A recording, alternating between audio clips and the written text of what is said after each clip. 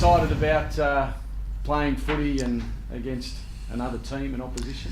Yeah, definitely. I mean, we've had the two intra-club games, and that's probably advanced training, for a step up from what we do in our pre-season training. So to actually play another AFL team in a competitive environment, I think the 26 that are going to get the opportunity are pretty excited that the pre-season phase of training is at the end, and we can implement some of the stuff we've worked on over the summer to see how far we've improved, and Melbourne's that opportunity for us tomorrow night. I mean, do you bust a gut in the pre-season? Do you go as hard in the pre-season as you would in the regular season with these sort of games tomorrow?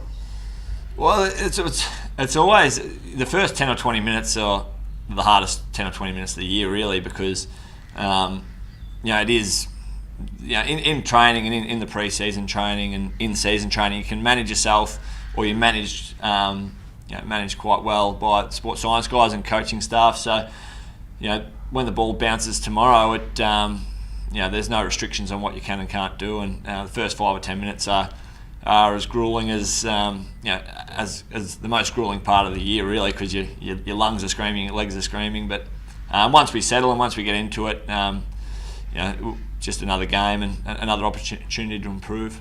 Would it be fair to say you'd play through, if all of a sudden you felt something a bit funny in your legs or something, would you actually go off in this sort of scenario where maybe you'd persevere in a main game? Is it that sort of scenario?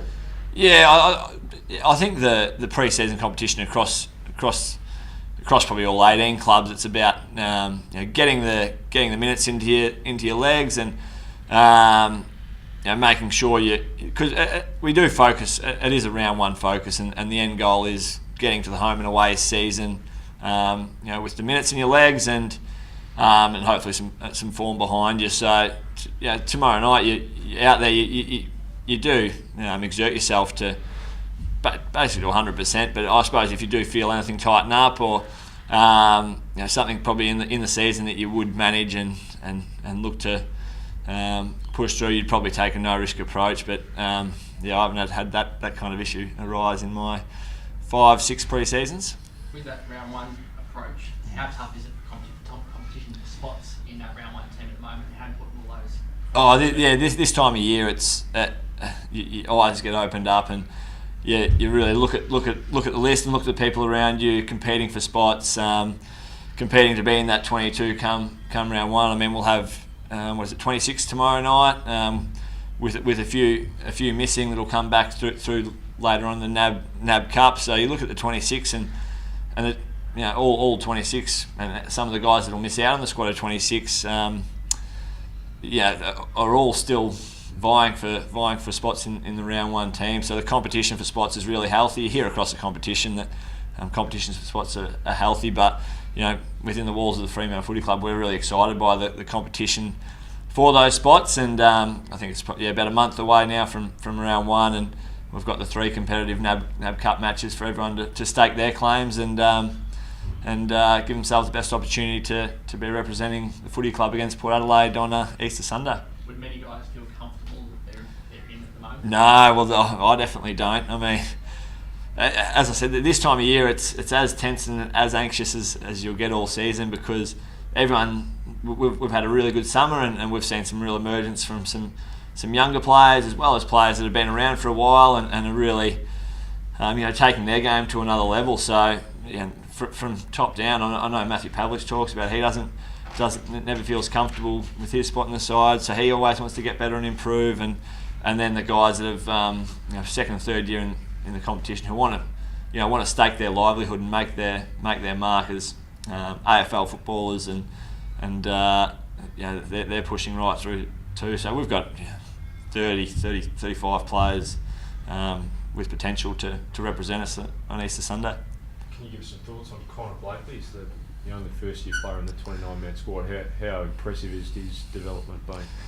All the boys that have come in this year, Connor, Lockie Weller, Ethan Hughes is a rookie, really good as well. And any one of them could have got an opportunity tomorrow, and I'd be very surprised if they don't get an opportunity across the NAB Challenge. But Connor's got that ready. He's kind of got a ready-made build for AFL footy. Obviously, he'll have a lot of potential to grow into his body and put on some weight and improve his endurance. But he's come in with a really good base, and he's shown some really, really positive signs through the intra-club games. His hardness at the ball, his ability to learn. He's a bit like a sponge. He just asks questions and wants to know what he's doing right, where he can improve all the time. So he's made a real impression on the rest of the playing group, and obviously on the coaching staff and match committee with his inclusion tomorrow.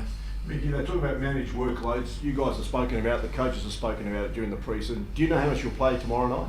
Everyone will go in.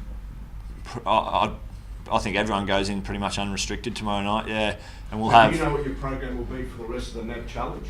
No, not at all. Like it's we know who's playing tomorrow night, and as far as I'm concerned, no one's going to be managed at all tomorrow night. We've got 8 on the bench, so it'll be hard pressed to get on the ground half the time. But I think, and then see how everyone goes tomorrow night and how everyone pulls up and into the next training week. I think we've got 10 days off before the next NAB challenge game. So it's basically you go out there and it's probably about 100-minute game. So the midfielders will probably get 70 minutes to 80 minutes each, which is probably at our peak what we're doing in training in the pre-season. The build up to round one's a little different though, isn't it? Do you think you'll play more or have more game time in the pre-season than you have probably years gone by? Yeah, it's this time last year we were probably getting ready for round one, and we haven't had a crack at the NAB challenge yet. So it has been a little bit extended, and I think we've got a lot more volume and a lot more work in this summer. So I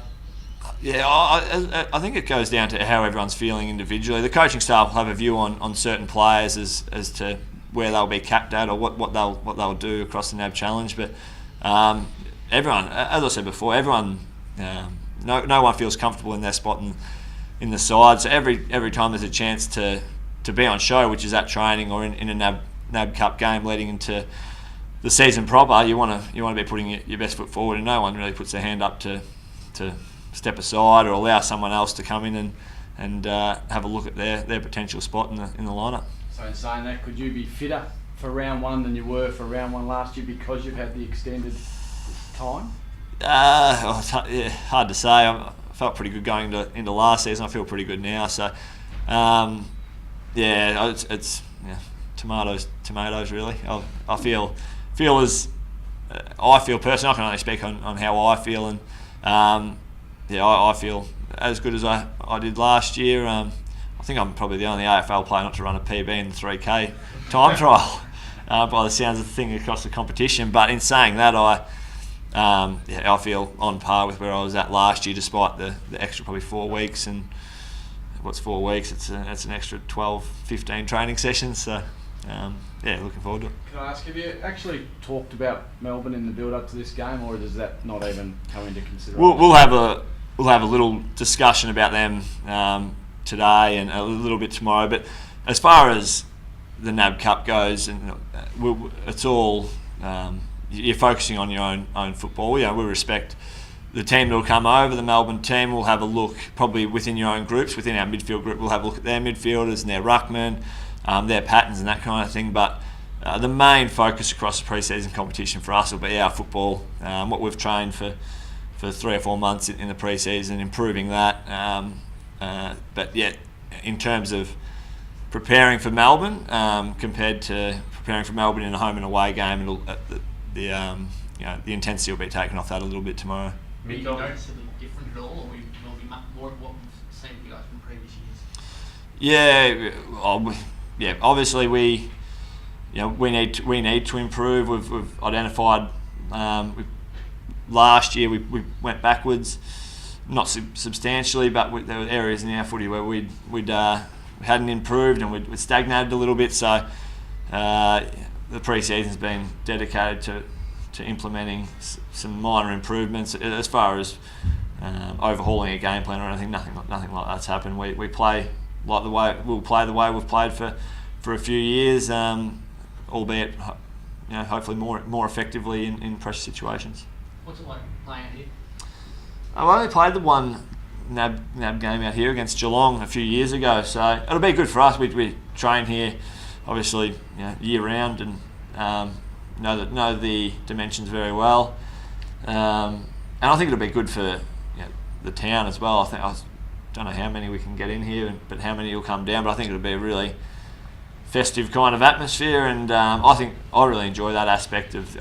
To be honest, personally, I'd rather play in front of 6,000 or 7,000 out here than maybe 10,000 at Subiaco, because it gives it another dimension and brings back probably for the more traditional waffle supporters, those massive crowds that used to come along to, or still do come along to the derbies and that kind of stuff, and gives it a more community feel. So I'm really looking forward to that, and hopefully we do get a big crowd down here, and I presume we will.